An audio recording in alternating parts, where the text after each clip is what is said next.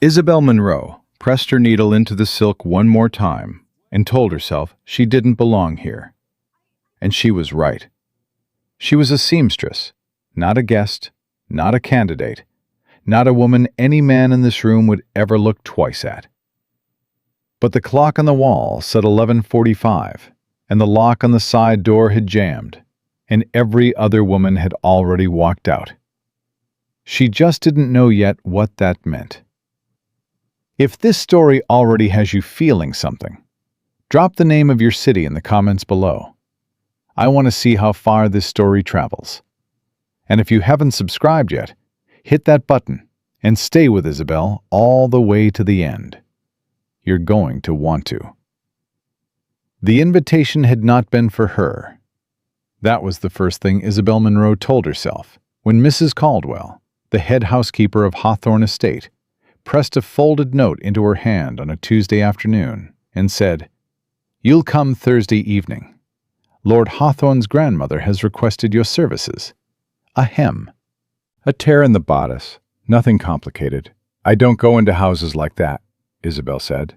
"You do when you owe 3 months' rent," Mrs. Caldwell said, and walked away.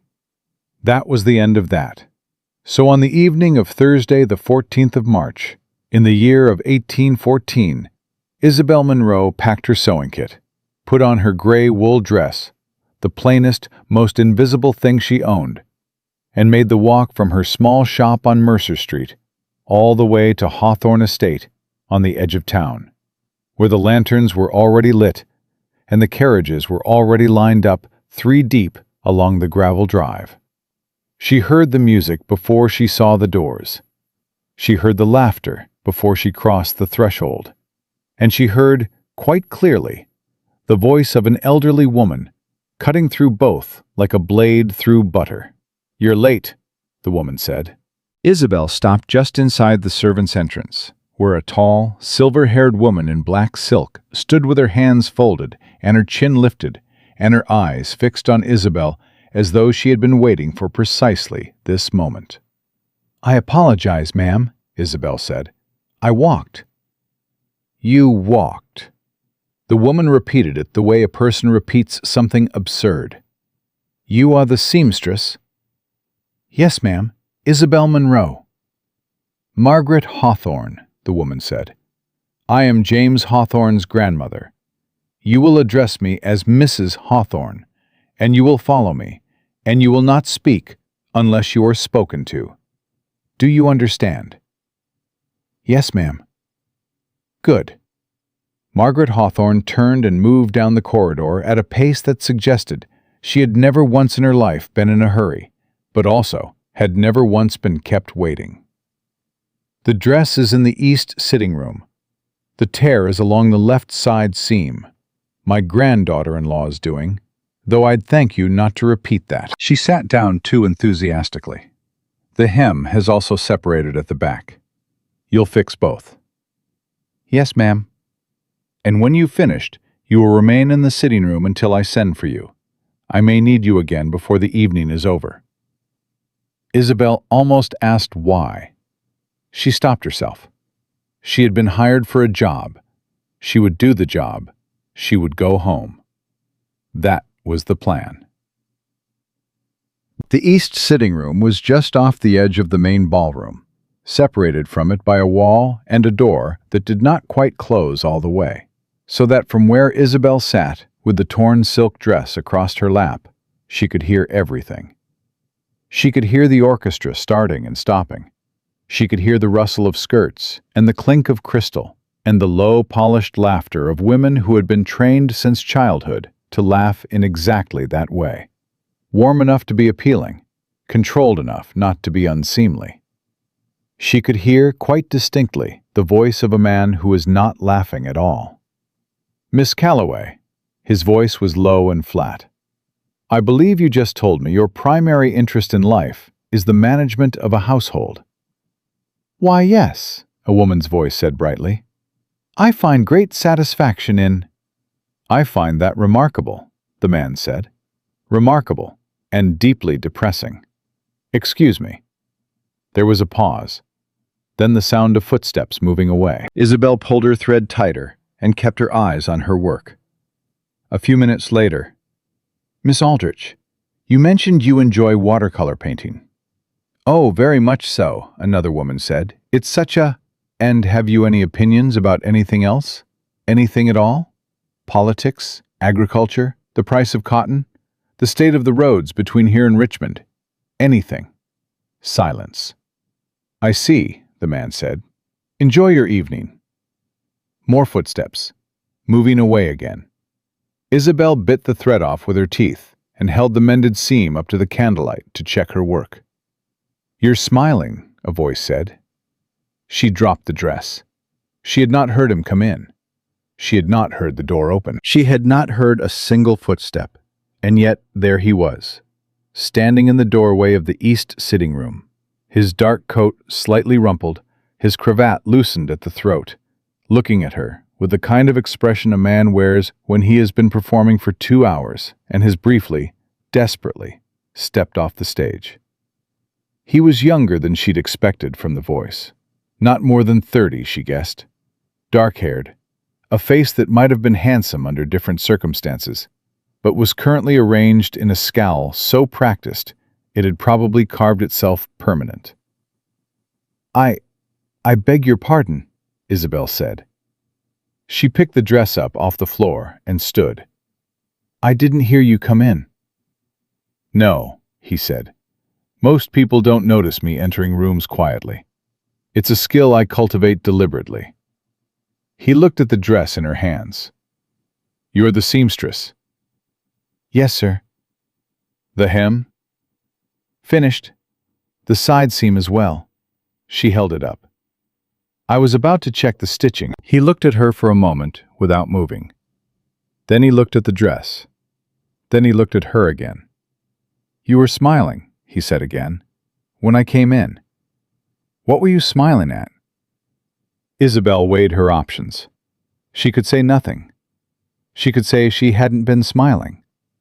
She could tell the truth, which was professionally inadvisable and personally possibly dangerous, given that the man in front of her was the owner of the house and her rent was 3 months overdue. "I was listening," she said carefully. "To what?"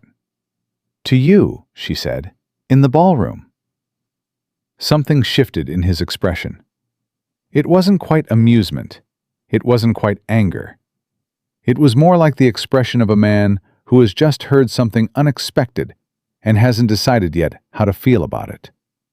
"And what, precisely, about my conduct in the ballroom struck you as amusing?" he said. "Not amusing, exactly," Isabelle said. "More—" She stopped. "More what?" She looked at him directly for the first time, more like watching a man work very hard to ensure his own loneliness. The silence that followed was so complete she could hear the clock on the mantel ticking. "That," James Hawthorne said slowly, "is an extraordinarily impertinent thing to say." "Yes, sir," Isabelle said. "I'm sorry, sir. It's not my place." "No," he said, "it isn't." But he didn't leave. He stood in the doorway, and the scowl had shifted into something that was harder to read, and he was looking at her like a man trying to remember the last time someone had said something to him that was actually true. "Finish your work," he said finally, "and stay out of the ballroom." He left. Isabelle sat back down. Her hands were steady. She was proud of that. By 10 o'clock, the laughter from the ballroom had thinned considerably. By 10:30, Isabelle could hear Mrs. Hawthorne's voice cutting through the music with increasing frequency. Brief, sharp instructions, delivered in a tone that carried even through a closed door. By 11, something had changed in the atmosphere of the house. Isabelle could feel it without being able to name it. A tension, a tightening, like a rope being pulled from both ends. She had finished the dress an hour ago. She had checked her stitching twice. She had nothing left to do, and Mrs. Hawthorne had not sent for her. and the door to the sitting room was the kind of door that could only be opened from the outside. She had not noticed that last detail until she tried to leave. She turned the handle. It moved, but the latch didn't release. She tried again. Still nothing. The mechanism had stuck, or jammed, or rusted. She wasn't sure which, only that it would not open. She knocked. No answer. She knocked harder. The music swelled in the ballroom next door, swallowing the sound whole. "Hello?" she called. "The door. I can't. Hello?" Nothing. She sat back down. She told herself it was fine. Someone would come. Mrs. Hawthorne would send for her, or a servant would pass through, or the door would simply unstick on its own if she gave it another few minutes. The clock said 11:15. She pulled her sewing kit back onto her lap and checked the thread inventory she'd already checked twice. She straightened the needles. She refolded the finished dress. She did not panic. She was a woman who had survived a great many things. The death of her father at 16. The loss of the house that followed. 4 years of working in other women's homes before she scraped together enough to rent the shop on Mercer Street. She was not going to unravel over a stuck door at a party she hadn't wanted to attend in the first place. The clock said 11:30. From the ballroom, she heard a woman's voice say, clearly and loudly enough to carry, "This is insulting. I came here tonight in good faith, and I have been spoken to like someone I have no intention of marrying," James Hawthorne's voice replied, perfectly calm and perfectly brutal. Which is accurate. A door slammed, heels on marble, the sharp percussion of a woman leaving. Isabelle closed her eyes. The clock said 11:45. She heard footsteps in the corridor outside the sitting room. She heard voices. Margaret Hawthorne's, sharp and urgent, and James's, flat and resistant. "There is no one left, James." "Then the evening is over." "The evening is not over. The clock has not struck 12. Until it strikes 12, you have not failed the terms." "What terms, grandmother? You invented the terms. You invented this entire catastrophe. I have spent 4 hours insulting my own guests, and for what? For the future of this estate, for the continuation of this family, for your obsession with control," James said. "I'm going to bed." "You are not going to bed. You are going to walk back into that ballroom, and you are going to—" James, there is still a woman in the east sitting room." A pause. "The seamstress," James said. "The seamstress," Margaret confirmed. "She has not left." "She is not a candidate, grandmother. She is an employee." "The terms," Margaret Hawthorne said, and her voice had gone very still, very careful, "state that any woman who remains in this house until midnight will be considered.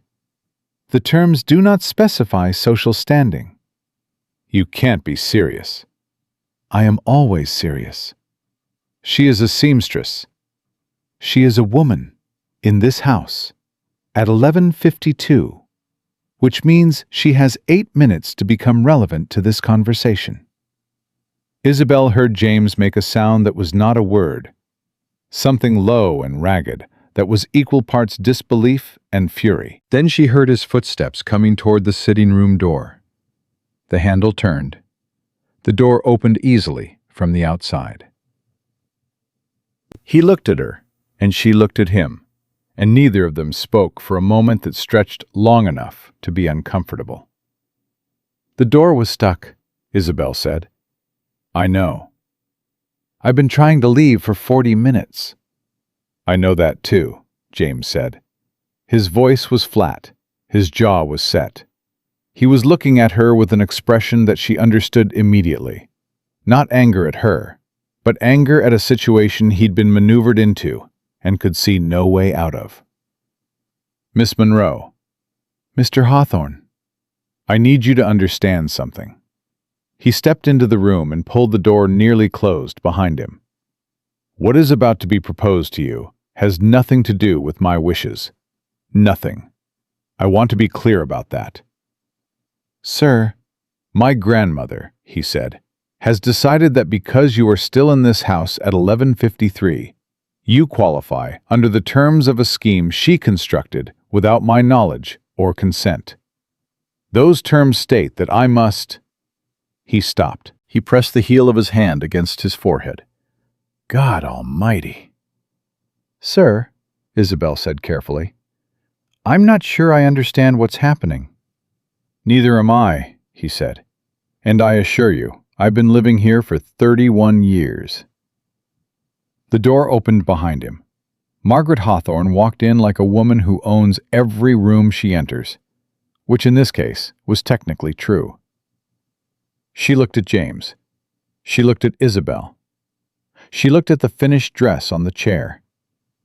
Miss Monroe, she said, I understand you've been inconvenienced this evening? The door was stuck, Isabelle said. I couldn't leave. Yes, Margaret said. Unfortunate.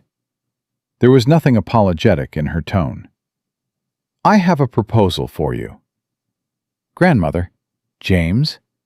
She said it once, quiet and final, and he went silent. She looked back at Isabelle.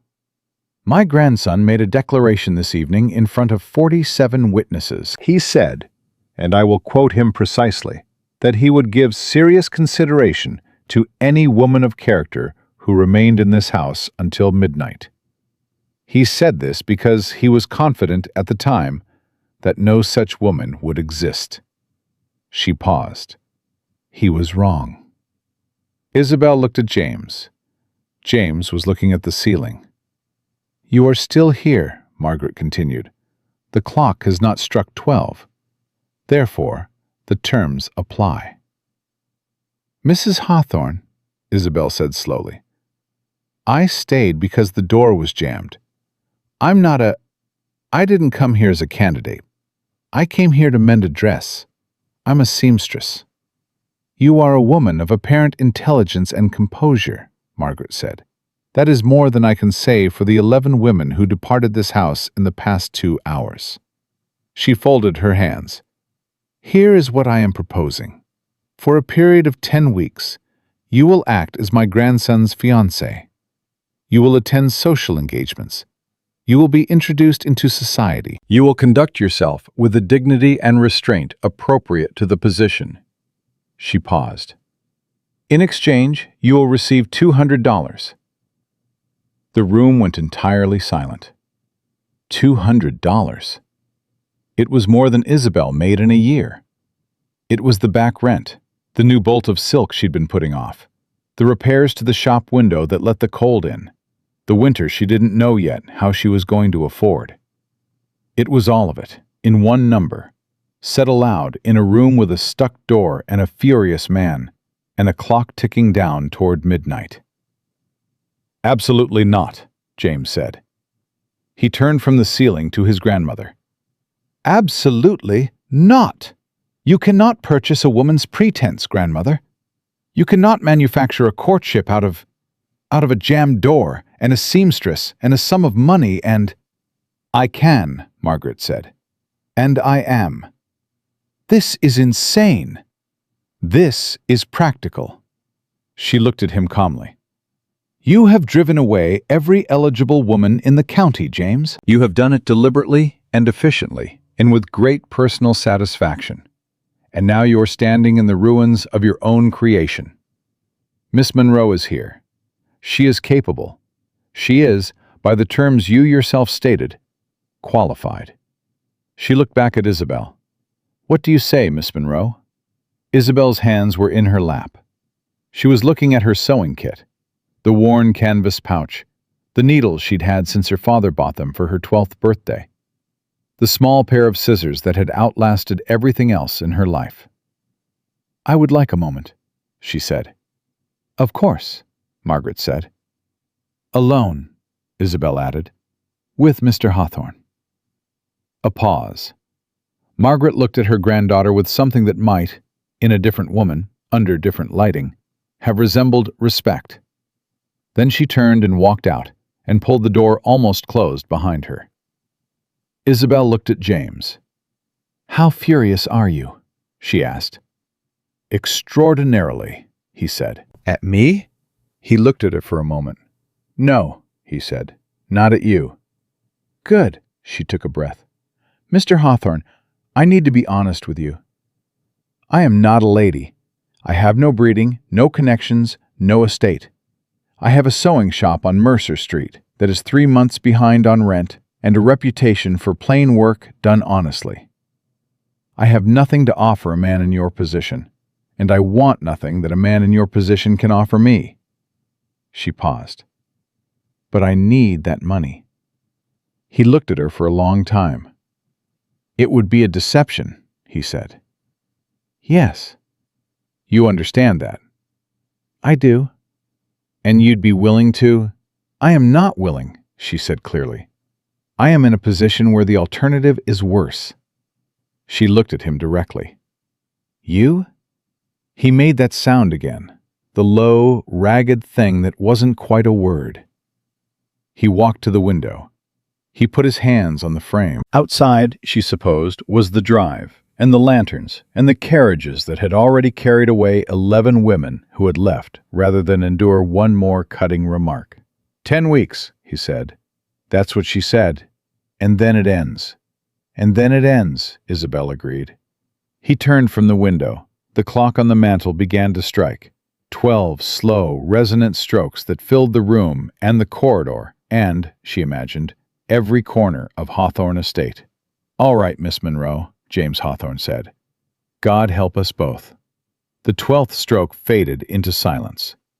And Isabelle Monroe, seamstress, daughter of no one important, woman of no particular standing, picked up her sewing kit and shook the hand of the man she was now, by the terms of an agreement she hadn't planned and a door that wouldn't open, pretending to love. Her grip was steady. She was proud of that, too. She did not sleep. She lay on the narrow cot above her shop on Mercer Street and stared at the ceiling and told herself very calmly and very firmly that she had made a rational decision. $200, 10 weeks, a performance with a beginning and an end, and a clear transaction at the center of it. There was nothing irrational about it. Women made harder bargains than this every day of their lives, for far less money, with far less choice in the matter. She told herself this until the sky went gray outside the window. Then she got up and made coffee and opened the shop. At 9:30, a carriage stopped in front of her door. She recognized the Hawthorne crest on the door panel before it had fully stopped moving. She set down her scissors. She straightened her apron. She did not go to the window. The knock came hard and deliberate. She opened the door herself. It was not James. It was Margaret Hawthorne, dressed as though she were attending a formal luncheon, standing in the doorway of a seamstress's shop on Mercer Street, with the composure of a woman who has never once in her life been anywhere she did not intend to be. "Miss Monroe," she said, "may I come in?" "It's your $200, Isabelle said. "Come in." Margaret entered. She looked at the shop, the bolts of fabric, the work table, the half-finished coat on the dress form, the dried herbs hanging near the window that Isabelle's mother had always said kept the moths out.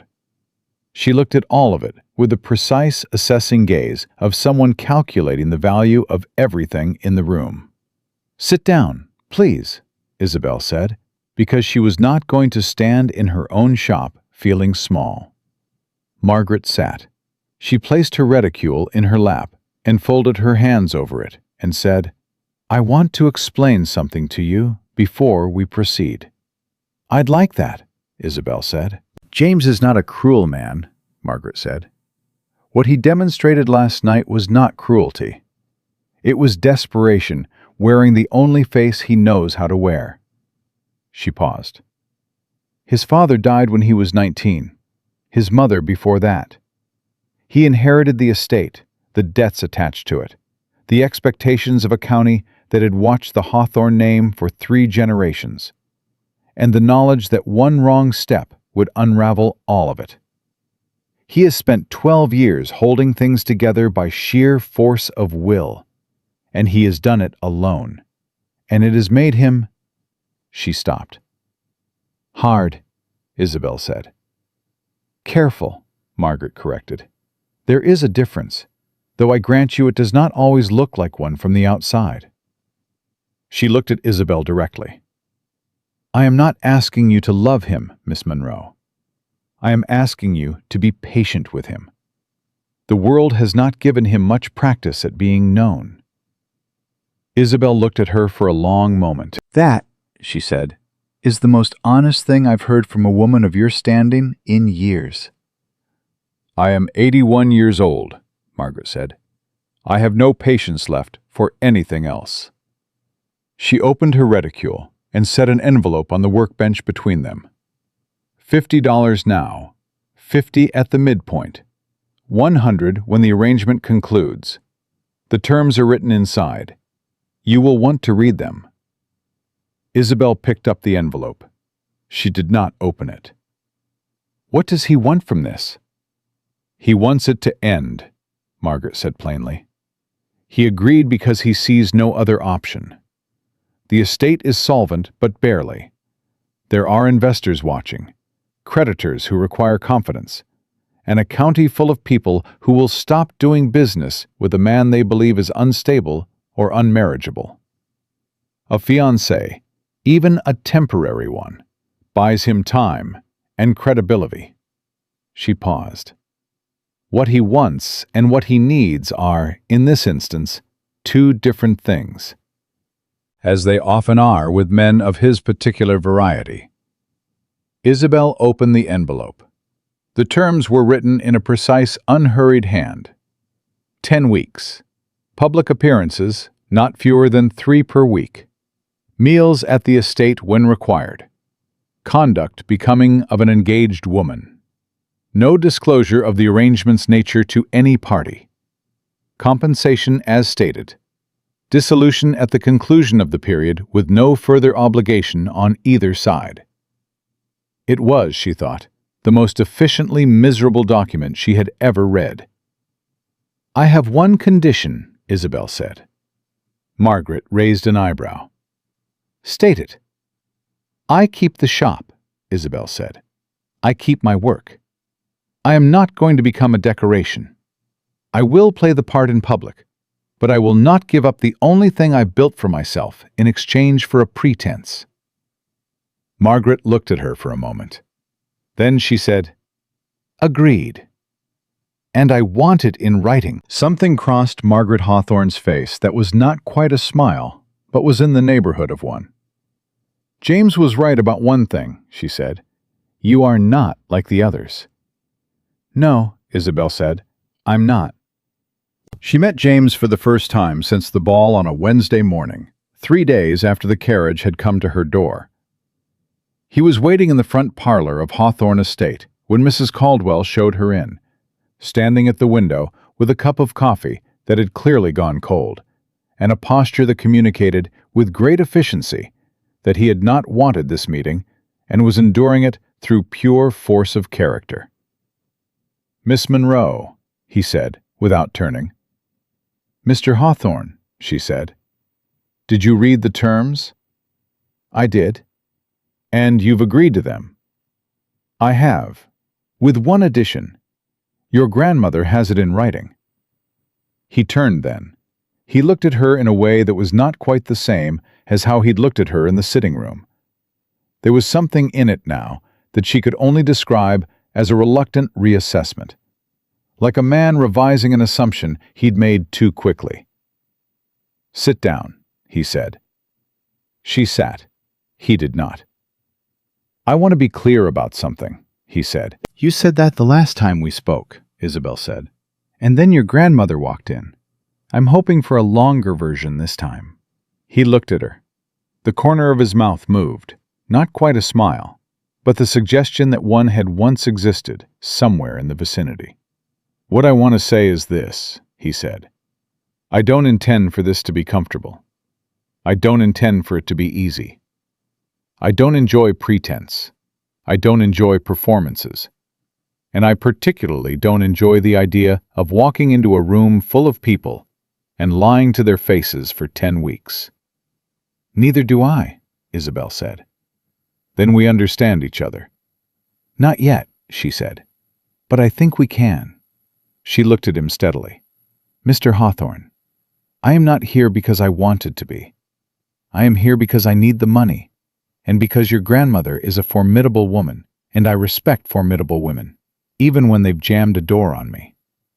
I am not going to pretend to adore you. I am not going to pretend to be something I'm not. What I am going to do is show up, do what's required, and conduct myself with enough dignity that no one in this county has reason to question the arrangement. She paused. What I'd ask from you is the same. He was quiet for a long moment. You're very direct, he said. I've found it saves time, she said. Most women of my acquaintance spend considerable effort being indirect. Most women of your acquaintance need something from you that they are afraid to ask for plainly, Isabelle said. I've already asked for mine. It's in writing. I don't need anything else. He looked at her for a long moment. Then he set down the cold coffee and said, There is a dinner on Friday. The Whitmore family. 14 guests. You'll be introduced as my fiancé for the first time. My grandmother will be present. What should I know about the Whitmore family? He blinked. I beg your pardon? If I'm walking into a room with 14 people who know you, I'd like to know something about them first, Isabelle said. Names, histories, who talks too much, who listens, who's going to look at me like I have mud on my boots, that kind of thing. James Hawthorne stared at her. Then, for the first time, something shifted in his face that was genuinely, unmistakably surprised. No one, he said slowly, has ever asked me that. No one's ever had to learn 14 people in 3 days before, Isabelle said. Tell me about the Whitmores. He told her. He told her about Gerald Whitmore, who had money and no manners, and talked loudest about the things he understood least. He told her about Gerald's wife Carolyn, who was sharp and watchful, and had been trying to marry her eldest daughter to James for 2 years without success. He told her about the daughter, Priscilla, 22, pretty, well-trained, and quietly miserable in the way that well-trained young women often were. He told her about the Aldrich cousins, who would be there, and the Fenton brothers, who would not, and a man named Colton Wade, who had been trying to buy a piece of the Hawthorne land for 3 years and used every social occasion to press the case. He talked for an hour. She took no notes, but he had the impression she needed none. She was looking at him with the focused attention of a woman filing everything away in an orderly system. And when he paused, she asked questions that were more incisive than he had expected. Does Gerald Whitmore know your finances are stretched? She asked. He suspects, James said. He doesn't know. And Colton Wade? Does he suspect too? Wade suspects everything. It's his primary social skill. Then he'll be watching us most carefully, she said. He'll be looking for cracks. Yes. All right, she said. Don't offer me your arm until after dinner. Let them watch us across the table first. Let them see that we're comfortable enough with each other not to need contact to signal it. If we walk in attached at the elbow, it looks rehearsed. He stared at her. What? She said. I'm not sure, he said. I'm trying to decide whether you're terrifying or extremely competent. In my experience, Isabelle said, those are usually the same thing. The Whitmore dinner was on a Friday, and it was, in Isabelle's assessment, one of the more socially combustible rooms she had ever entered. She felt it the moment they crossed the threshold. The shift in attention, the recalibration of every person in the room as James Hawthorne walked in and, 3 steps behind him and to the left, Isabelle Monroe walked in after. She wore the dark blue wool, the best dress she owned, which she had mended 3 times and refused to consider inadequate. She wore her mother's earrings. She kept her chin level and her pace even, and she did not look at any of them directly, because her father had once told her that the person who looks first is the person who wants something, and she had not come here wanting anything from any of them.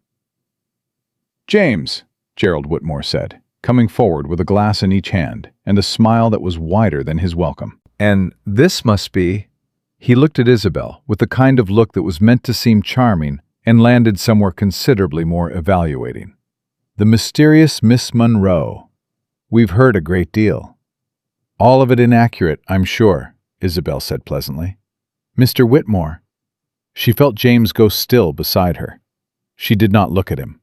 Gerald laughed, surprised and not entirely certain whether he'd been complimented or insulted. "Ha! Yes, well." He offered her the second glass. Come in, come in. Caroline's been dying to meet you." Caroline Whitmore was exactly what James had described.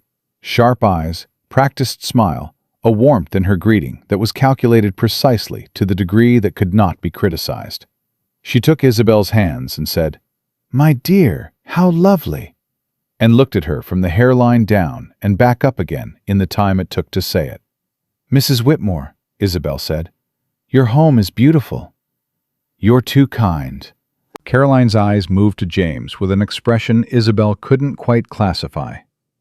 Complicated, layered, with something underneath that was not quite resentment and not quite grief. "James, it's been too long." 3 weeks, James said, "since the church social." "A lifetime in this county," Caroline said, and smiled, and moved away to greet someone else. Isabelle leaned slightly toward James without looking at him. "She wanted you for Priscilla," she said quietly. "She's not angry. She's wounded." "I know," he said. "You could have been kinder about it." "Probably," he said. "I wasn't." "That's going to make this evening complicated." "Most of my evenings are complicated," James said. "Then you should be very comfortable," Isabelle said, and moved toward the table. Dinner was 14 courses of the most expertly conducted social warfare Isabelle had ever witnessed. Colton Wade sat directly across from her, and she had been right. He watched everything. He was a man in his 40s, lean and precise, with the particular stillness of someone who has learned that silence draws more confessions than questions. He asked her about her family in a tone of polite curiosity that was actually a forensic examination. And she answered with the truth, plainly, without apology, and watched his strategy recalibrate in real time. "Your father was a merchant," he said. "A tradesman," she said. "He made good work and charged fairly for it. I learned both from him." "And your mother?" "She died when I was 14. "I'm sorry," he said, and there was something almost genuine in it. "It was a long time ago," she said. "But thank you, Mr. Wade." She felt James watching this exchange from beside her. She felt, also, that he was doing something unusual. He was not cutting in, not deflecting, not protecting her from the line of questioning in a way that would have suggested she needed protecting. He was letting her handle it. And she thought, though she could not be certain, that this was not tactical, that it was something closer to respect. Colton Wade shifted to James after the third course. "The East Pastureland," he said, conversational, easy. "Still no interest in discussing a sale?" "Still no," James said. "I'm prepared to offer Colton." James set down his fork. "We've had this conversation 8 times. My answer will be the same the 8th time as it was the first. That land is not for sale." "Everything is for sale at the right price," Wade said. "You've never met anything that wasn't, so I understand why you'd believe that," James said. But no. Wade looked at Isabelle with the smallest of smiles. "And you, Miss Monroe? Do you have opinions about land management?" Every head at the table turned. "I have opinions about most things," Isabelle said. "On the subject of land specifically, I think a man who has held something through difficulty has earned the right to hold it through pressure as well." She looked at Wade calmly. "I wouldn't sell it either." The table went very quiet. Wade looked at her for a moment. Then he said, "Interesting," in a tone that meant the opposite of dismissal. Under the table, she felt James's hand settle briefly over hers. One press, barely a second, and then gone. It was not a gesture of affection. It was a gesture she understood perfectly. Well done. She did not look at him, but she felt something shift in her chest, small and unwelcome, and very real. They rode back to Hawthorne Estate in the same carriage, because Margaret had arranged it, and neither of them had argued. And for the first 10 minutes, neither of them said a word. Then James said, "Wade will not drop it." "No," Isabelle agreed. "He won't. He's been at this too long to let one dinner discourage him." "He's been trying to acquire the East pasture since before my father died," James said. "He knows something about that land that he hasn't told me." Isabelle looked at him. "What do you mean?" "I mean he's a man who calculates risk before he invests effort," James said. "He has pursued that parcel for 15 years with a consistency that goes beyond normal commercial interest. There's something on that land, or something about that land, that makes it worth more than it appears." "Have you had it surveyed?" "3 times," he said. "The surveys show nothing unusual." "Then it's not on the land," Isabelle said. "It's under it." He looked at her. "That is an extraordinarily logical observation for someone who came here to mend a hem." "I came here to mend a hem, Mr. Hawthorne. I've been paying attention to everything else, for free." She met his eyes. If Colton Wade wants that land badly enough to pursue it for 15 years, he knows what's under it. A 4th survey, with someone of your choosing, someone he hasn't gotten to, might tell you more than the first 3. James was quiet for a long moment. Outside the carriage, the road ran dark, and the stars were out. And somewhere, off in the distance, an owl called once and went silent. "You are," he said slowly, "a genuinely surprising person, Miss Monroe." "Don't get used to it," she said. "In 8 weeks and 4 days this ends, and I go back to Mercer Street." He didn't answer. She wasn't sure she wanted him to. What she was sure of, and this was the part she lay awake thinking about later, on the narrow cot above the shop, with the darkness pressed close and the street outside gone quiet, was that his hand over hers had lasted exactly 1 second.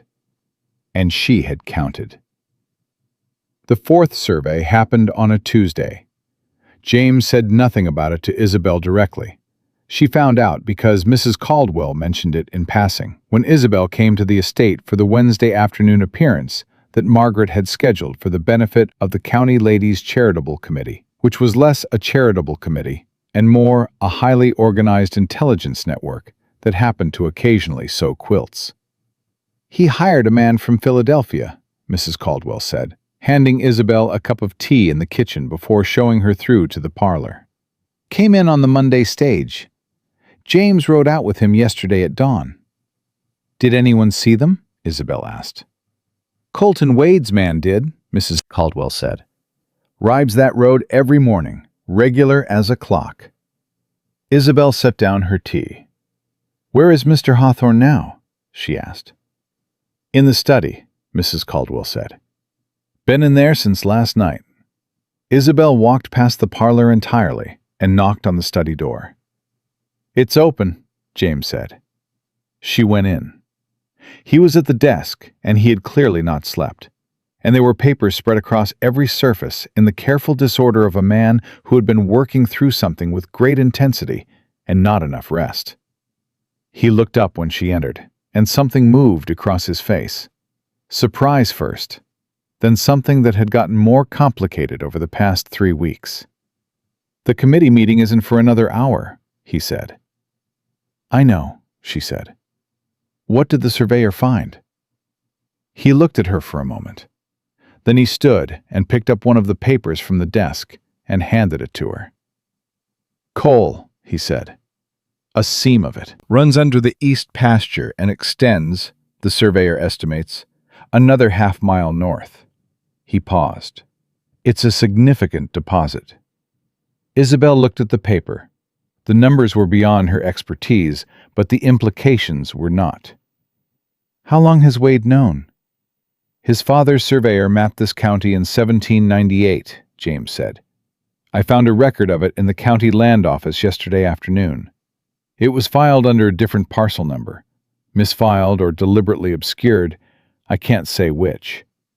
He sat back down. "Either way, Wade has known about the coal since before my father died. He's been waiting for the estate to weaken enough that I'd sell without asking why he was buying." "And instead you got a fiancé and a fourth survey," Isabelle said. "Instead I got a fiancé and a fourth survey," James said. "Yes." She set the paper down on the desk. "He'll move now. Wade." "He knows the surveyor came, which means he knows you know, which means the window he's been waiting 15 years for is closing." She looked at James directly. "What are you going to do?" "I don't know yet," he said. "That's not good enough," she said. "He won't wait for you to figure it out." His jaw tightened. "I'm aware of that, Miss Monroe." "Are you? Because you're sitting in a room alone with papers instead of—" "Instead of what?" he said. "I've been awake for 30 hours. I have a coal deposit I didn't know about, a man who has been manipulating my family for decades, and a committee of county women arriving in 40 minutes who are going to spend the entire meeting calculating whether my engagement is genuine." He looked at her with an exhaustion that went below the surface. "What precisely would you have me do differently right now?" Isabelle was quiet for a moment.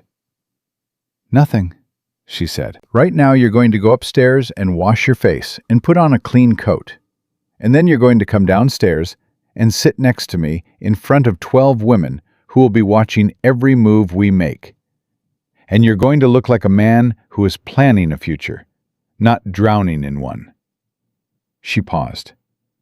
"The Wade problem will still be there tonight. Handle it tonight." He looked at her for a long time. "You're very good at this," he said. "At what?"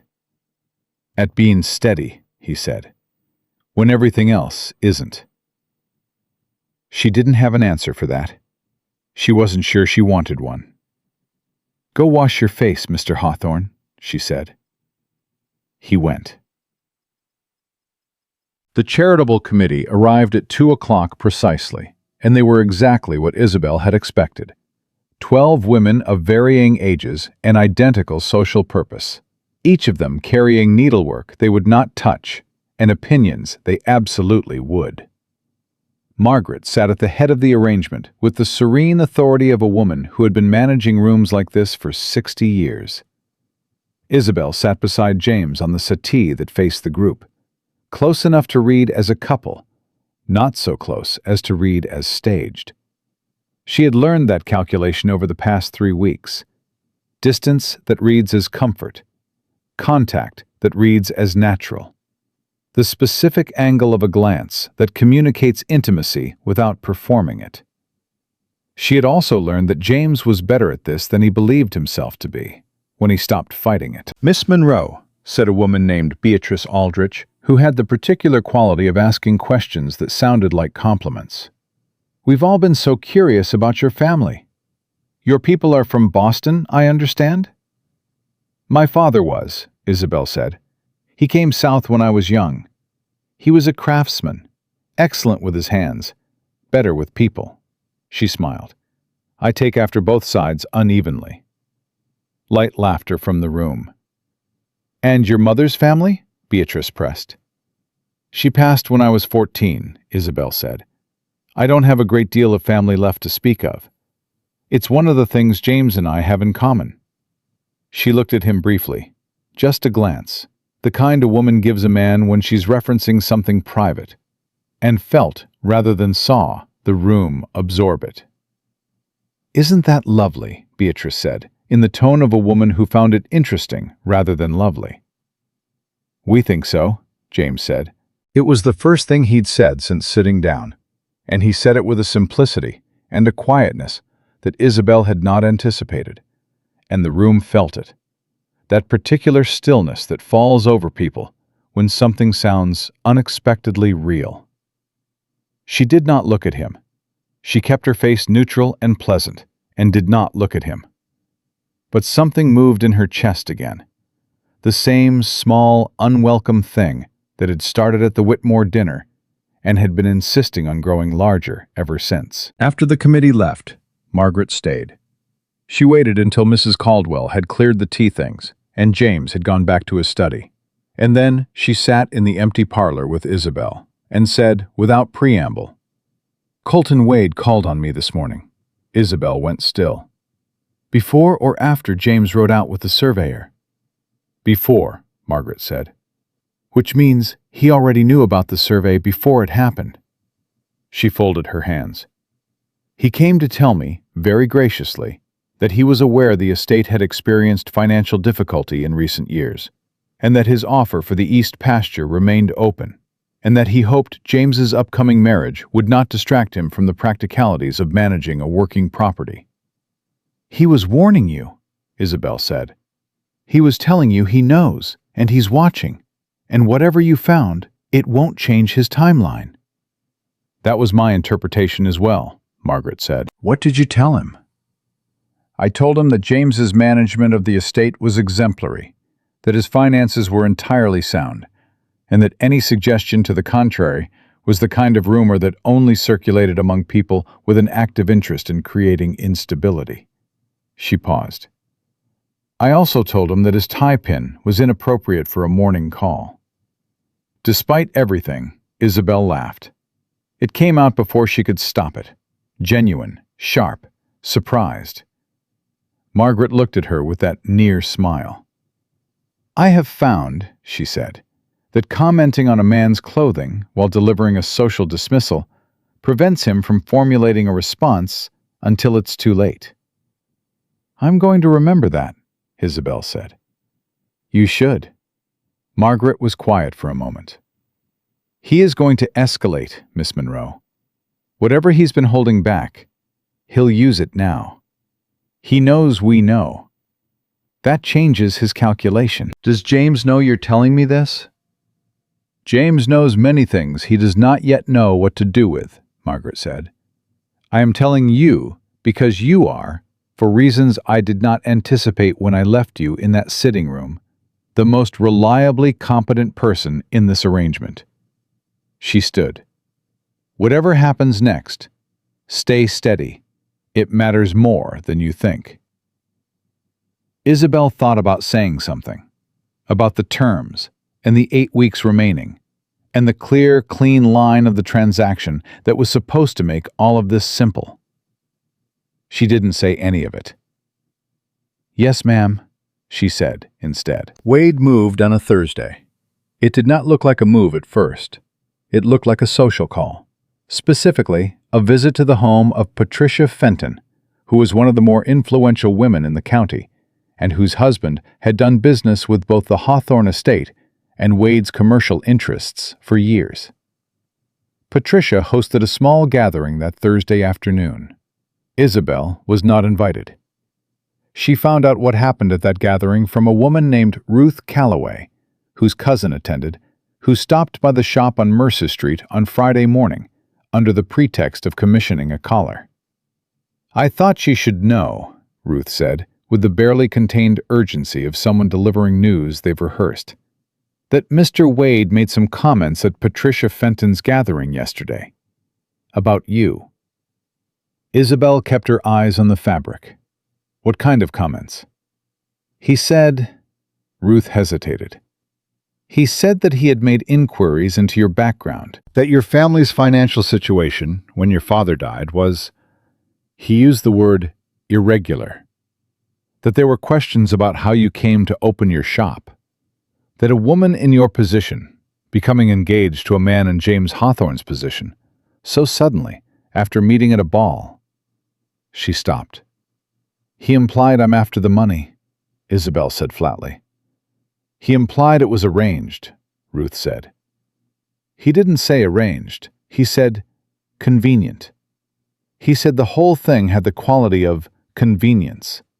And he said it in front of 9 women who will have told 9 more by sundown." Isabelle set down the fabric.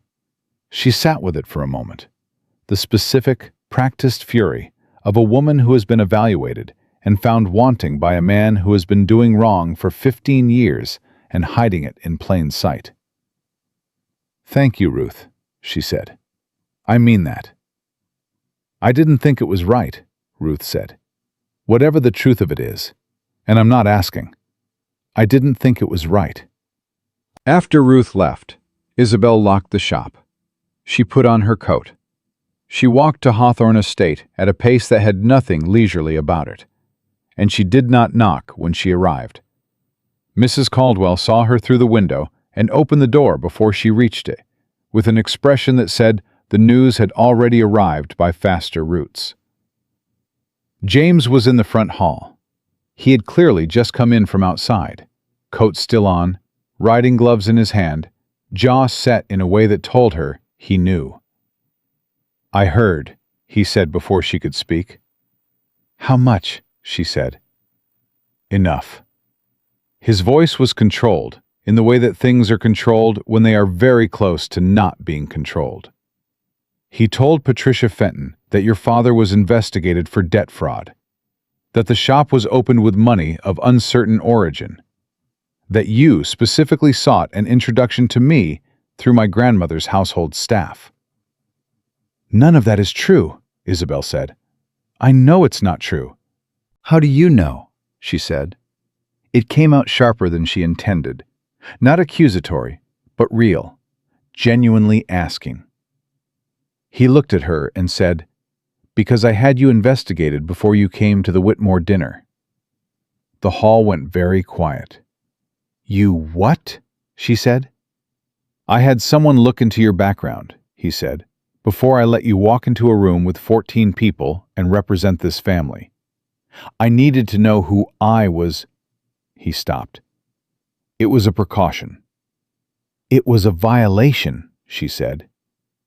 "Yes," he said, "it was. And I'm not going to pretend otherwise."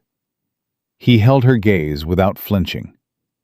"Your father ran an honest business and died with honest debts, the kind that come from bad luck, not bad character.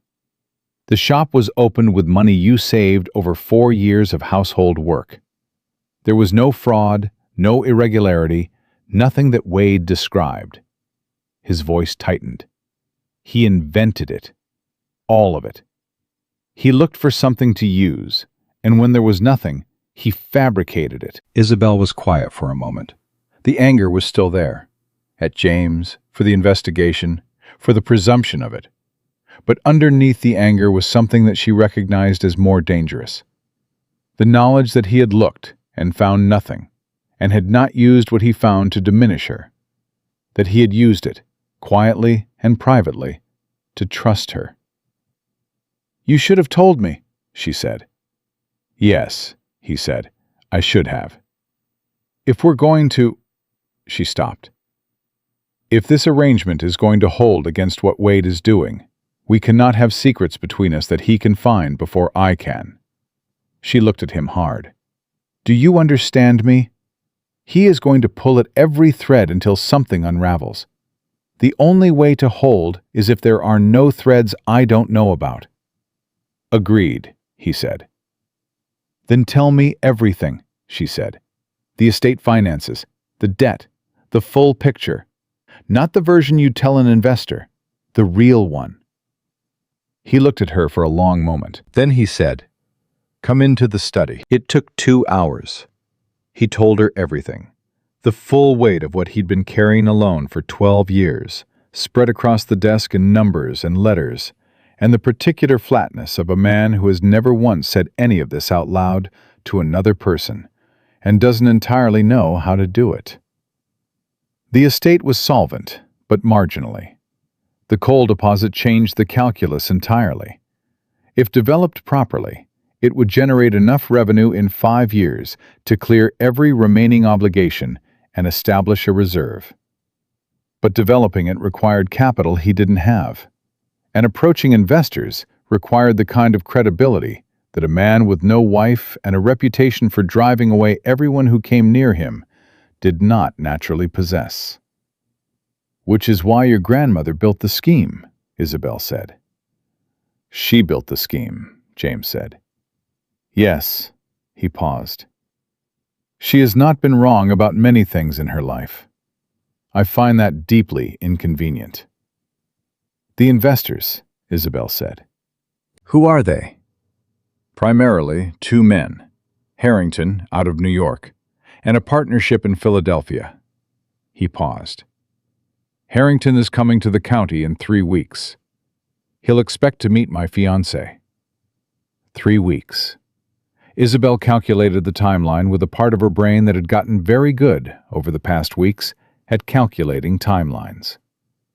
"That's within the 10 weeks, she said. "Yes." "After Harrington leaves?" James was quiet. 4 weeks remain after Harrington's visit, he said. "The terms end. You go back to Mercer Street. I proceed with the coal development, or don't, depending on whether Harrington commits." "And if Wade has already poisoned Harrington before he arrives?" she said. James said nothing. It was the silence of a man who has already thought of this and has no answer. "He will try," Isabelle said. "You know he'll try." "Yes." "Then we have to move first." She stood. She walked to the window and stood with her arms crossed, thinking. "The story Wade is telling is that I'm a woman of uncertain background who inserted herself into this family for money. The way you kill that story is not by defending it. You kill it by making the alternative more credible." She turned. "We need to be seen, not at dinners and committee teas. We need to be seen in a way that looks like a real choice, not a convenience." She paused.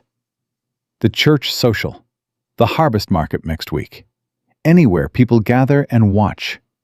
She looked at him. "Not performed, real. The kind of thing that makes people feel they witnessed something genuine."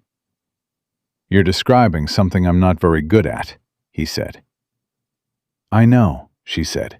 "That's why you need to stop trying to perform it, and just—" She stopped. "Just what?" he said. She looked at him. He was looking back at her from across the desk, with his coat still on from the ride, and his hands flat on the papers, and his face carrying 12 years of weight that she had now seen the full inventory of. "Just be honest," she said quietly. "The way you were this afternoon, in this room, with me." She held his gaze. "Do that out there. That's all. People can feel the difference between a performance and the truth. Give them the truth." He didn't answer right away. The study was very still. Then he said, "What you're describing, being that honest, in public." He stopped. "I don't know how to do that without it being real, Miss Monroe." The room held that sentence for a moment. Isabelle said, "I know." Neither of them spoke after that. But neither of them looked away either, and the clock on the desk ticked on, and outside the window the county went about its business. And inside that study something shifted between them that could not be shifted back. Not to the terms on paper, not to the envelope with $50, not to the stuck door and the convenient midnight, and the transaction they both agreed was all this was. Something had changed, and both of them knew it. The harvest market was on a Saturday, and half the county was there. Isabelle had been to it before. Every year since she'd opened the shop, she came for the fabric vendors and the thread suppliers, and the occasional bolt of imported wool that the Mercer Street dry goods store never stocked. She knew how to move through it efficiently, what to buy, who to avoid, how long to stay before the social obligations outweighed the commercial ones. She had never arrived in a Hawthorne carriage before. She felt the shift before the wheels had fully stopped, the way a crowd adjusts its attention without appearing to, the way eyes move without heads turning. She stepped down without waiting for assistance, because she was not a woman who waited. And James came around from the other side and fell into step beside her with the naturalness of someone who had decided, somewhere between the estate and the market, to stop fighting the thing they were doing and simply do it. "Don't look around," she said quietly. "People are watching." "I know," he said. "I'm choosing not to care." She glanced at him. He was looking straight ahead, jaw easy, hands at his sides, and he looked, she realized, like a man who had slept. Which he had, she knew, because she had told him to go to bed after the 2 hours in the study, and he had, for once, done what she said without argument. "Colton Wade is here," she said. "Left side, near the grain stalls." "I see him." "He's watching." "Let him." They moved through the market with the particular ease of two people who have stopped performing for each other, and are, without entirely admitting it, simply present. James stopped at the woodworker's stall because he actually wanted to look at the joinery on a set of cabinet hinges, and Isabelle waited beside him because she was genuinely curious about whether the man's work was as good as his reputation. And they argued briefly and quietly about the quality of the dovetail, and James was wrong, and she told him so. And he looked at her with that expression she'd come to recognize, the one that lived just to the left of amusement, the one he hadn't had when the season started. She bought thread. He carried it without being asked. It was such a small thing. She thought about that afterward. They had been moving through the market for about 20 minutes when Caroline Whitmore appeared. Not accidentally.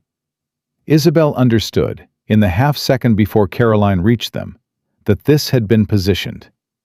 The angle of approach, the timing, the two women flanking her, whose names Isabelle knew and whose loyalties she understood precisely. Caroline Whitmore had not stumbled into them at the fabric stall. She had waited. "James," Caroline said warmly. "And Miss Monroe. How lovely." "Mrs. Whitmore," Isabelle said. "I've been hearing the most interesting things," Caroline said, with the careful brightness of a woman who has rehearsed her opening. "About your family, Miss Monroe. Your father's business in particular." She tilted her head. "Were there not some difficulties at the end?" The women beside her went very still in the specific way of people waiting for blood. Isabelle looked at Caroline Whitmore and felt, with perfect clarity, the shape of what this was. Not personal, not even primarily about her. This was Caroline Whitmore, who had wanted James for Priscilla and had been passed over, and who had been given a story by Colton Wade and had decided to use it because the alternative was accepting that she had simply lost. "My father died with debts," Isabelle said. "Yes. He was a tradesman who extended credit to men who didn't always pay it back. It made him poor, and it did not make him dishonest." She held Caroline's gaze without blinking. "I imagine you know the difference, Mrs. Whitmore, between a man who owes money and a man who steals it." Caroline's smile went tight at the edges. "Of course," she said. "Good," Isabelle said. "Then we understand each other." She moved forward. James moved with her. One of the women flanking Caroline made a small sound. Not quite a gasp, not quite a laugh. And then they were past it, moving toward the next stall, and James said under his breath, That was extraordinary. That was necessary, Isabelle said. There's a difference. The distinction is getting harder to identify, he said. She almost smiled.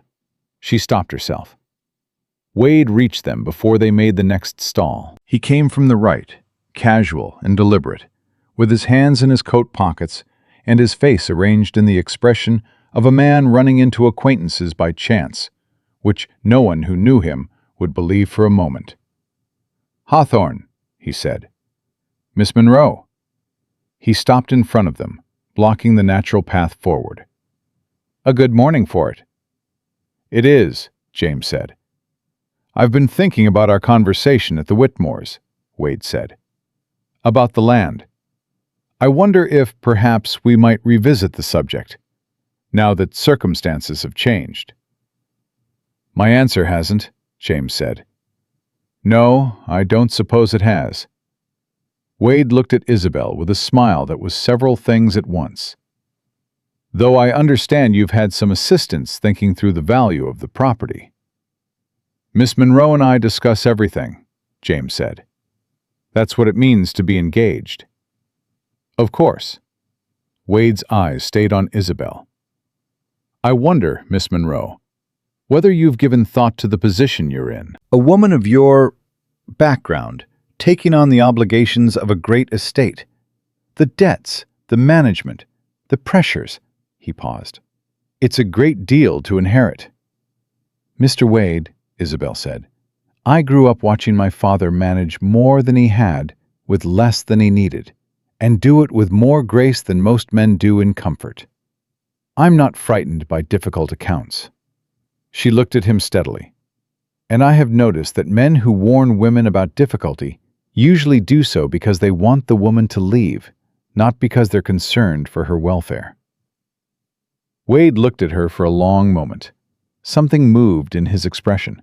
Not anger exactly, more like the recalibration she'd seen before. The sense of a man revising his assessment of an obstacle. "Good morning, Mr. Wade," James said, and moved forward, and the space closed behind them. They didn't speak for a full minute after that. Then James said, quietly, "He's going to come at this differently now. He underestimated you twice. He won't do it a third time." "No," Isabelle agreed. "He'll go after the arrangement directly. He'll find someone who'll talk." James was quiet. "The staff," she said. "It has to be the staff. Someone at the estate who was there the night of the ball, who knows I came as a seamstress and left as a fiancée." "I trust my staff," he said. "I'm sure you do," she said. "Wade is going to offer someone enough money to reframe their trust." He said nothing. She knew he knew she was right. The thing she hadn't told James, hadn't told anyone, was that she had started to lose track of which version of herself she was. She noticed it first on a Thursday morning in the shop, when she was altering a coat for Gerald Whitmore's eldest son, and found herself thinking about the coal deposit survey and the Harrington meeting, and whether James had sent the follow-up letter to the Philadelphia investors that she'd suggested. And she stopped with the coat in her hands and thought, "This is not my problem. This has never been my problem. In 3 weeks, it will stop being my problem entirely." And then she thought about 3 weeks, and what that meant, and what Mercer Street would feel like after it. And she pressed the thought down very firmly and finished the coat. She noticed it again at church on Sunday, when James sat beside her in the Hawthorne pew, and the sermon ran long, and somewhere around the 40-minute mark, his arm moved along the back of the pew in a way that was not quite touching her, and she was acutely, continuously aware of it for the remaining 20 minutes of the service. She noticed it every time he looked at her when she was not looking at him. And the look lasted slightly longer than the situation required. She noticed it, and she did not say anything. And she told herself, in the steady, practical voice she had inherited from her father, that noticing was not the same as choosing, and that she had made a transaction, and she would honor it, and that in 3 weeks she would go back to Mercer Street with $200 and a coat that didn't let in the cold, and a future she had built with her own hands, and that was enough. That had always been enough. She was still telling herself this when Margaret Hawthorne came to the shop on a Wednesday and sat down in the chair she had come to regard as hers and said, "Harrington has moved his visit forward. He arrives Friday." Isabelle looked up from the work. "This Friday?"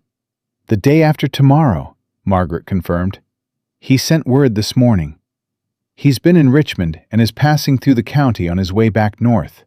"That's not a visit," Isabelle said. "That's a test." "Yes," Margaret said. "He wants to see the estate without the preparation. He wants to see what it looks like when no one has arranged it for him." She paused. "He will also want to meet you." "Friday," Isabelle repeated.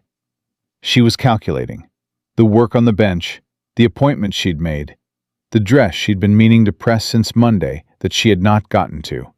"What time does he arrive?" "Midday. He'll stay for dinner." "Is James ready for this?" Margaret was quiet for just a moment too long. "He will be," she said. "He needs to be." Isabelle came to the estate Thursday evening. She had not been asked to, exactly. She had told Mrs. Caldwell she would be there to help with the preparation, and Mrs. Caldwell had relayed this to James, and James had not told her not to come, which she had come to understand was his version of asking. She found him in the dining room, standing at the head of the table with papers in his hands, rehearsing something under his breath. He stopped when she came in. "You didn't have to come," he said. "I know," she said. She pulled out a chair and sat. "Sit down and tell me what you're planning to say to Harrington." He sat. He told her. It was good, thorough, honest, well-reasoned. The problem was the delivery. He sounded, she told him, like a man making a legal argument, not a man asking for partnership. "There's a difference," she said. "You sound like me," he said. "You say that like it's a compliment." "It is," he said. "Mostly." He leaned back in the chair and looked at the ceiling. "Harrington has money and options. He doesn't need my coal deposit. He needs to believe it's worth his involvement." "He needs to believe in you," Isabelle said, "not the deposit. Men like Harrington invest in people. They can find coal anywhere. They can't find someone they trust to develop it intelligently everywhere." He brought his gaze back down to her. "And how do I make a man who has never met me trust me in the span of a dinner?" "You stop performing confidence and start showing him the thinking behind it," she said. "The survey, the land history, the Wade situation. Tell him all of it. Don't sanitize it. He'll know if you do." "You want me to tell a potential investor that a rival has been working against me for 15 years? "I want you to tell him that you identified the problem, traced its source, and refused to be pressured into a bad sale," she said. "That's not weakness. That's exactly the profile of a man you'd give money to." He looked at her for a long moment. In the quiet of the dining room, with the candles down to their last inches and the house gone still around them, he looked at her like a man trying to decide whether to say something he'd been not saying for a considerable amount of time. "Miss Monroe," he said. "Mr. Hawthorne," she said. "Isabelle," he said. She went still. He had never used her name. 4 weeks, 2 dinners, a church social, a harvest market, a committee tea, 2 hours in the study, and 1 evening of Harrington preparation, and he had never once used her given name. It was one of the rules, unspoken but present. The distance they maintained even as every other distance between them had quietly closed. "James," she said, because if he was going to do it, she was not going to be the one who flinched. He looked at her. "When this is over," he said, "the 10 weeks, when Harrington has come and gone, and the arrangement has concluded," he stopped. Don't, she said. I haven't said anything yet. I know what you're going to say, she said, and I'm asking you not to. Not tonight. Not before Harrington. She looked at him steadily. Whatever this is, whatever it has become, it cannot be said tonight, because tonight I cannot think clearly about it, and you cannot either. And we need to be clear-headed tomorrow. She held his gaze. After. Say it after.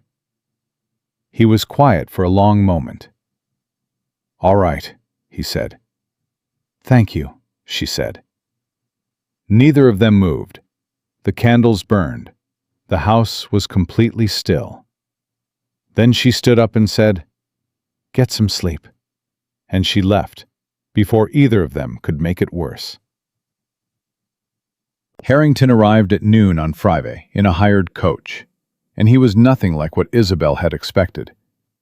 She had expected someone like Wade, polished, calculating, a man who wore his intelligence as a surface. What walked through the front door of Hawthorne Estate was a man in his late 50s, with a rumpled coat and ink on his left hand, and the kind of eyes that had been paying attention to everything for so long, they've gotten very quiet about it. He looked at the house. He looked at James. He looked at Isabelle. "Miss Monroe," he said, and shook her hand the way he shook James's, direct, brief, complete. "I've heard your name recently." "From whom?" she said. "Colton Wade," Harrington said, "in a letter. 3 days ago." The room went very still. Isabelle looked at James. James was looking at Harrington.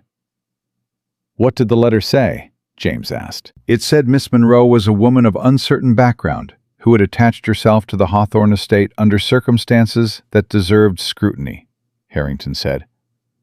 He was watching both of them with that quiet attention. It implied the engagement was a financial arrangement designed to create an impression of stability that did not reflect reality. Nobody spoke. He also implied, Harrington continued, that the coal survey had been conducted using falsified methodology, and that the deposit's viability was significantly overstated. James said, "None of that is true." "No," Harrington agreed. "I know." He sat down in the chair nearest the fire with the ease of a man making himself comfortable in a room where he intends to stay. "Wade wrote me a very similar letter in 1809 about a man named Fletcher who owned timberland in Western Virginia. Wade's letter was compelling. I passed on Fletcher's proposal. 6 months later, Wade bought the land for a quarter its value and turned it into one of the most profitable timber operations in the state." He looked at James calmly. "I have made it my personal policy since that incident to treat correspondence from Colton Wade as a map of where the real value is." Isabelle sat down. She sat down because her legs made the decision before she did. "You're here because of Wade's letter," James said slowly. "I moved my visit forward because of it," Harrington said. "Yes." He looked between them. "Now, tell me about the coal." The dinner lasted 4 hours.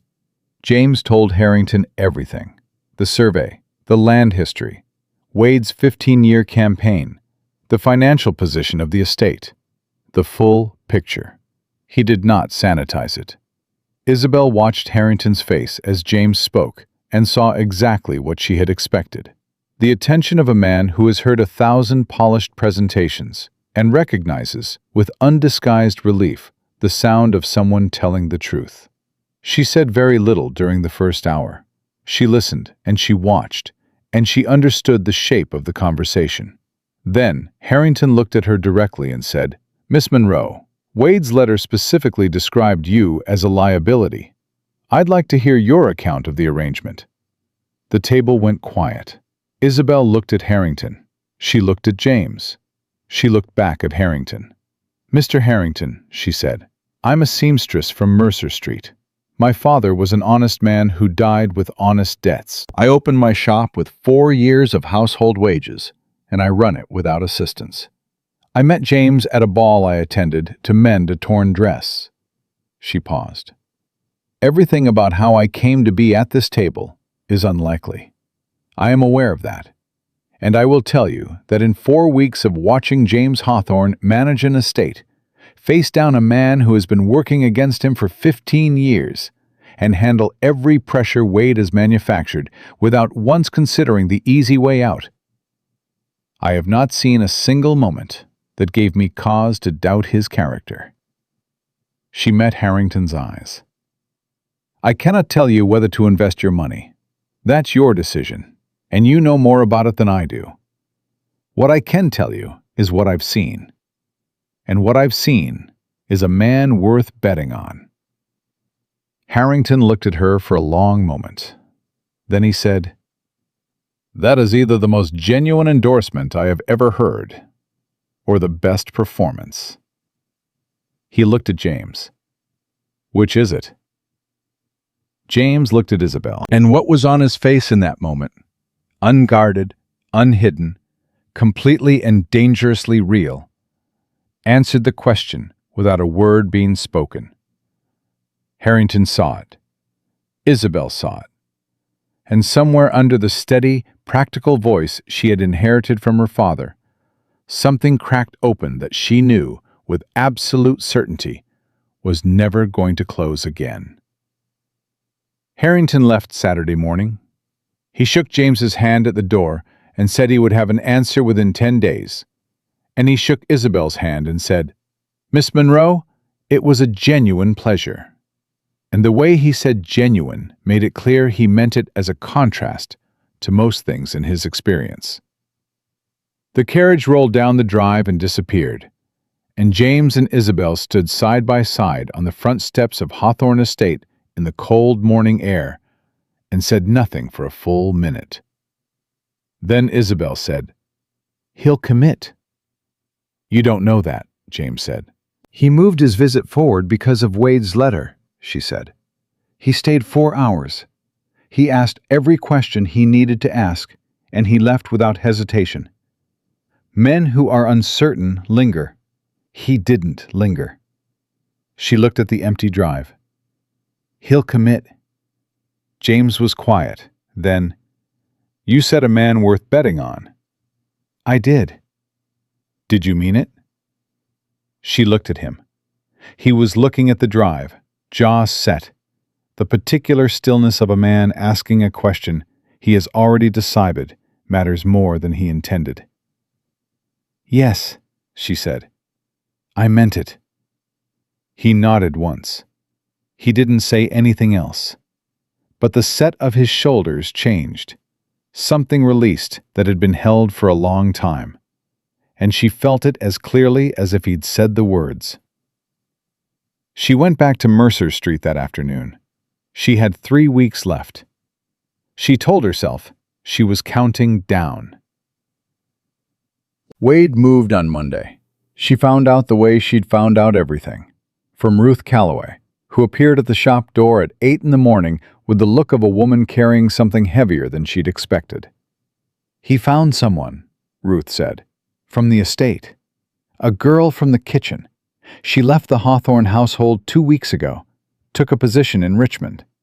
But she was there the night of the ball. She remembers you coming in through the servants' entrance with your sewing kit." Isabelle set down her scissors. "He's not spreading it quietly this time," Ruth said. "He's calling a meeting, tomorrow night, at the county hall. He's framing it as a public interest matter, concerns about a prominent family being deceived." She paused. "He's going to say it all out loud, Isabelle, in front of everyone." The room went very still. A public meeting. Not a rumor passed between parlor chairs. Not a letter to an investor. A public accusation in front of the entire county, designed to be impossible to quietly undo. Isabelle thought about the terms. The envelope. The $50, and the 50 to come, and the 100 at the end. She thought about Mercer Street and the shop and the coat that didn't let in the cold anymore. She thought about 2 weeks and 3 days remaining on an agreement that had always been temporary. Then she thought about James's face across the dinner table when Harrington had asked his question. She picked up her coat. "Where are you going?" Ruth said. "To Hawthorne Estate," Isabelle said. "And then to the county hall." James already knew when she arrived. He was in the front hall, coat on, and the look on his face was the one she had come to know as his version of controlled fury. The jaw set hard, the eyes very still, everything else locked down tight. "I was about to send for you," he said. "You didn't have to," she said. "What are you planning?" "To go to the meeting tomorrow and state the truth," he said. "That the arrangement was made between consenting parties, that you have conducted yourself with complete integrity, and that Wade's campaign against this estate constitutes a pattern of deliberate interference that I intend to bring before the county magistrate." "That's good," she said. "That's the right approach on the legal matter. But it doesn't address the public perception." "What do you mean?" "James," she looked at him directly, "if you walk into that hall tomorrow and defend the arrangement, you confirm it existed. You confirm I was hired. You confirm everything Wade has been implying, even while you're arguing against his version of it." She paused. "The room will hear hired seamstress played a role, and they will not hear the rest." His jaw tightened. "Then what do you suggest?" "I suggest we don't defend it," she said. "I suggest we change the story entirely." He looked at her. "How?" She looked at him for a long moment. The hall was very quiet. Mrs. Caldwell had tactfully disappeared. Margaret was somewhere in the house. She could feel the old woman's presence, the way she'd come to feel weather coming. Something in the air pressure. "We tell the truth," Isabelle said. "All of it. The ball, the door, the terms, the money. Every piece of it." She held his gaze. "And then we tell them what it became. Because that is also the truth. And a man standing in a public hall in front of his entire county, telling the complete truth, including the parts that embarrass him. That is not a man running a deception. That is a man who has nothing left to hide." James stared at her. "You want me to confirm everything Wade has been saying." "I want you to confirm everything Wade has been saying and then tell them what he left out," she said. "There is a difference between a transaction and what grew out of it. Wade only knows about the transaction. He doesn't know about the rest." She paused. "Do you?" The question landed between them like a stone dropped in still water. James looked at her for a long time. Then he said, very quietly, "Isabelle." "James," she said. "I know exactly what grew out of it," he said. "I have known for approximately 3 weeks.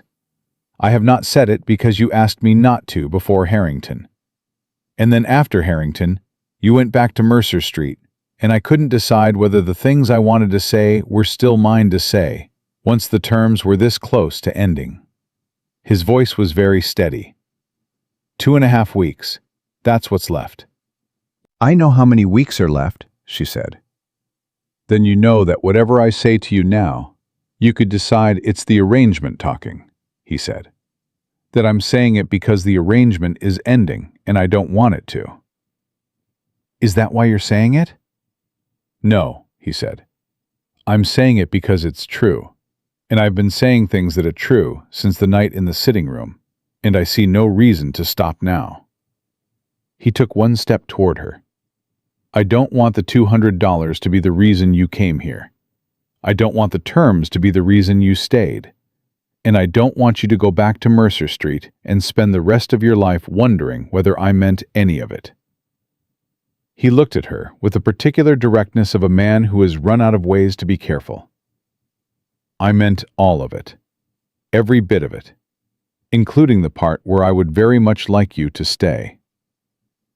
She held very still. The practical voice in her head said, "You have a shop. You have a lease. You have a future you've built with your own hands, and you do not need anyone else to make it real. And then a different voice, her own voice, the one underneath the practical one, the one that had been counting seconds since the Whitmore dinner, said, "But you want this one." "I'm keeping the shop," she said. Something shifted in his face, the beginning of something that was not quite a smile yet, but was moving in that direction with intent. "I know you are," he said. "I am not going to become a decoration," she said. "I know that too," he said. "I would not survive it if you did." She looked at him. "James." "Isabelle." "We still have a meeting tomorrow," she said.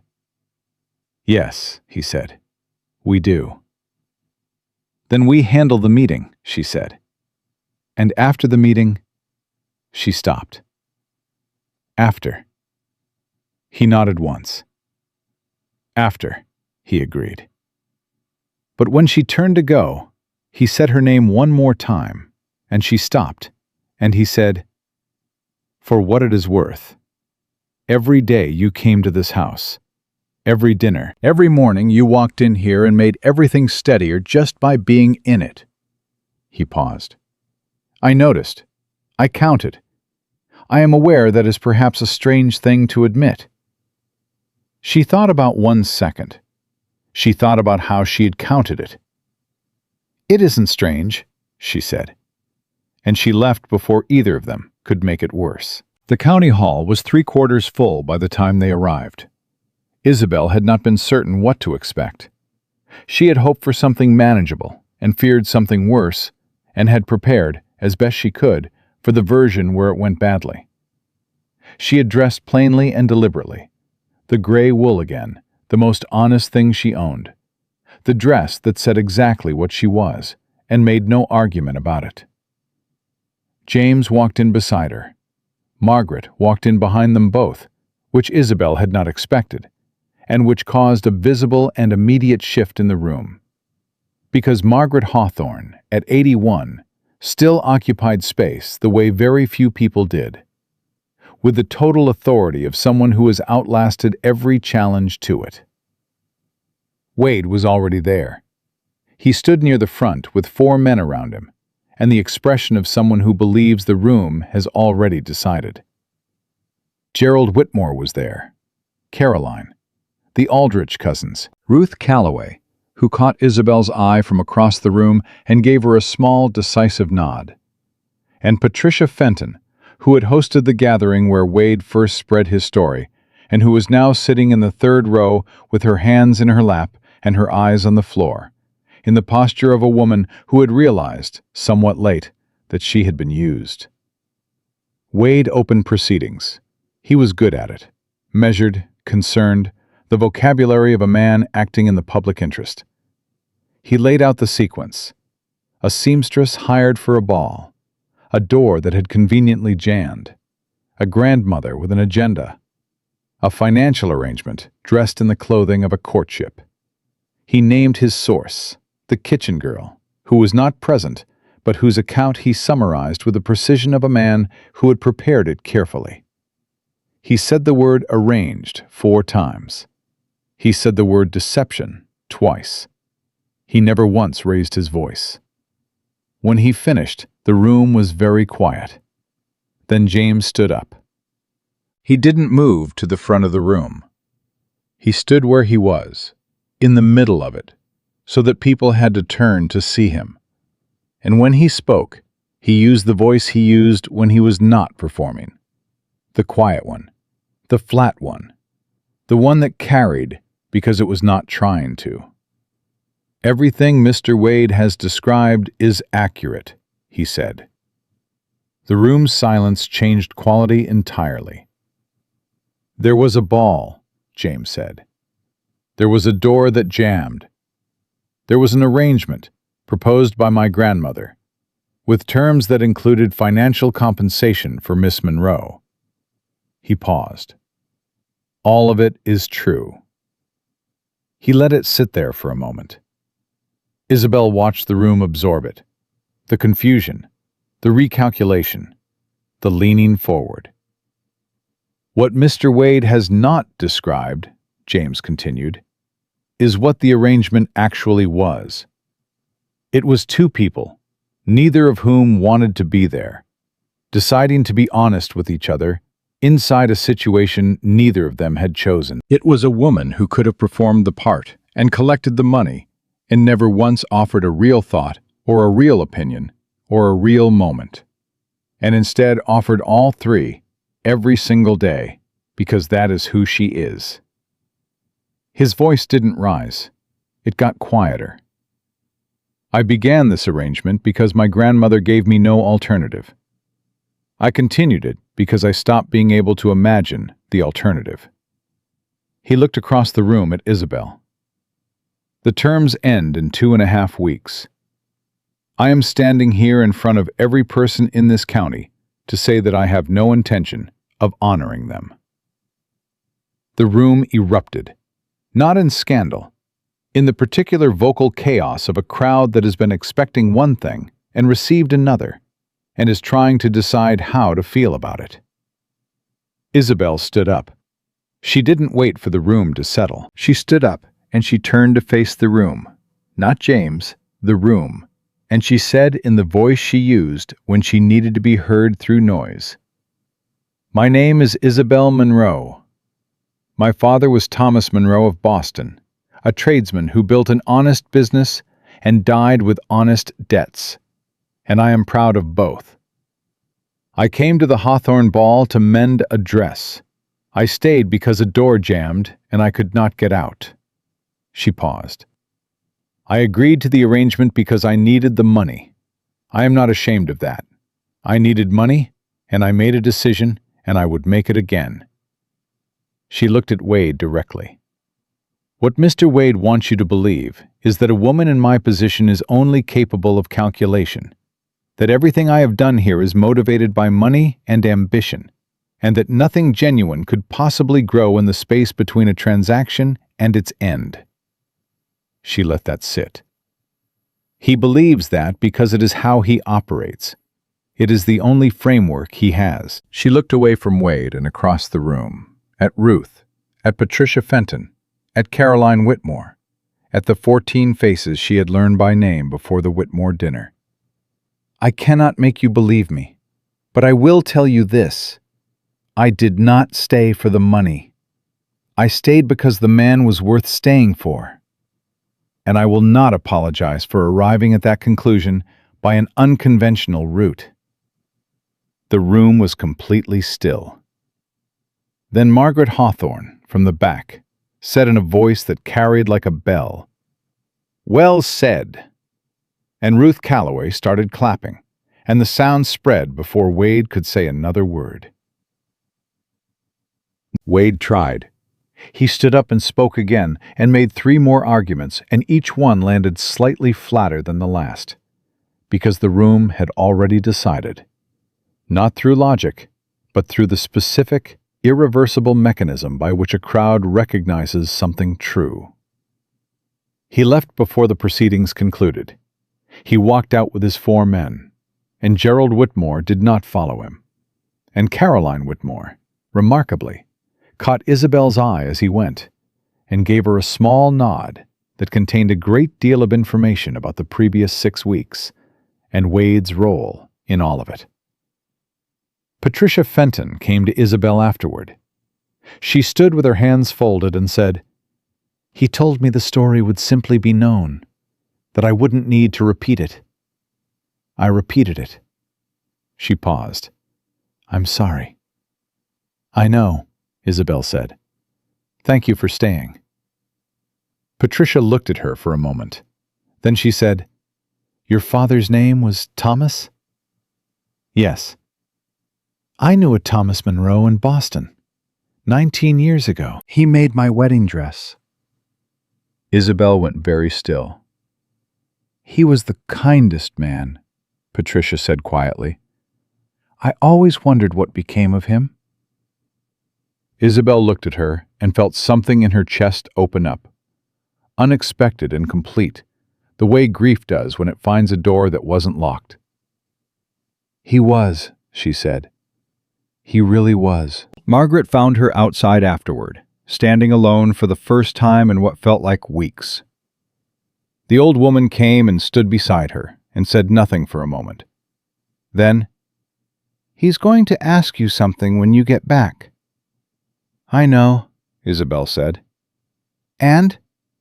Isabelle looked at her. "You arranged the door," she said, "didn't you?" Margaret's expression did not change. "The latch mechanism in the east sitting room has functioned perfectly for 30 years, she said. "I have no knowledge of how it came to jam on that particular evening." "That is an extraordinarily specific denial," Isabelle said. "I am an extraordinarily specific woman," Margaret said. Isabelle looked at her for a long moment. She thought about being angry. She considered it fully and put it down. "If you had told me," she said, "I would have walked out." "Yes," Margaret said, "I know." "And now?" Margaret looked at her with those 81-year-old eyes that had seen everything and forgotten nothing. "Now you're not walking anywhere," she said. Isabelle couldn't argue with that. James was waiting at the estate when she arrived. Not in the study, not in the hall. On the front steps, which was where she had stood with him the morning Harrington left, and she understood the choice of it. She stopped at the bottom of the steps. "Harrington sent word," he said, "an hour ago. He's committed to the full investment." "I told you he would," she said. "You did." He came down one step. "The terms end in 2.5 weeks." "I know when the terms end." "I would like to propose different terms," he said. "I'm listening," she said. "You keep the shop," he said.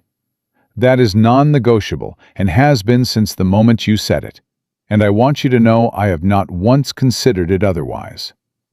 He came down the last step so they were level. "You keep the shop, and you keep the work, and you keep every single opinion you have ever offered in this house, about dovetail joints and coal surveys, and how to speak to investors, and how to handle men who have spent 15 years working against you." He looked at her with complete seriousness. "I need all of those things. I have apparently needed them for 12 years and simply lacked the sufficient intelligence to realize it until a door jammed at the right moment." "Or the wrong moment," she said, "depending on how you look at it." "Depending on how you look at it," he agreed. He reached out and took her hand, not briefly, not as a signal, not as a gesture calculated for a room full of people watching. Just her hand in his, steady and real. "Stay," he said. "Not for terms, not for money. Stay because you want to." She looked at him.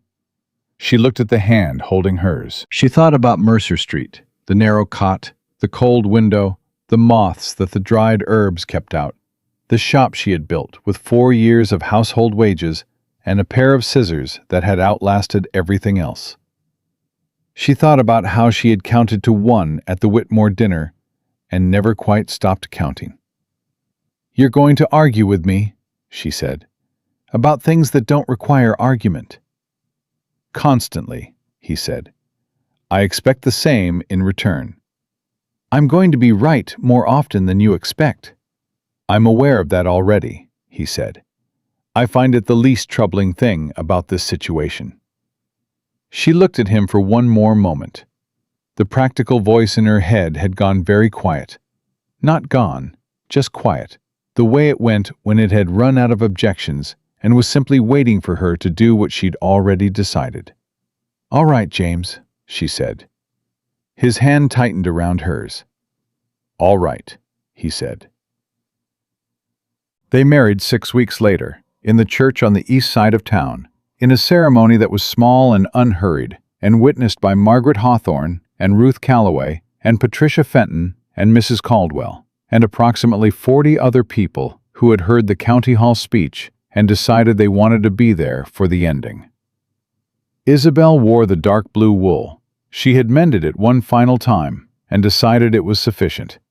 She carried her mother's earrings and her father's scissors in her pocket, because she was a woman who carried the things that mattered with her, and she always had been. The shop on Mercer Street remained open. She ran it herself, 3 mornings a week, and the work was good, and the rent was paid, and the coat didn't let in the cold anymore. And when people asked, as they always did, because the county had never fully recovered from the story of the ball and the door and the midnight terms, she told them the truth, that she had come to mend a dress, that a door had jammed, that a man had been furious about it, and she had been practical about it. And somewhere in the space between those two things, across 4 weeks of dinners and surveys and a public hall and a hand held for exactly 1 second, they had become something neither of them had planned. That was the truth, every word of it. And Isabelle Monroe, who had always been a woman who said what was true and meant what she said, and built what she needed with what she had, would not have changed a single moment of it. Not the door, not the terms, not 1 second of any of it.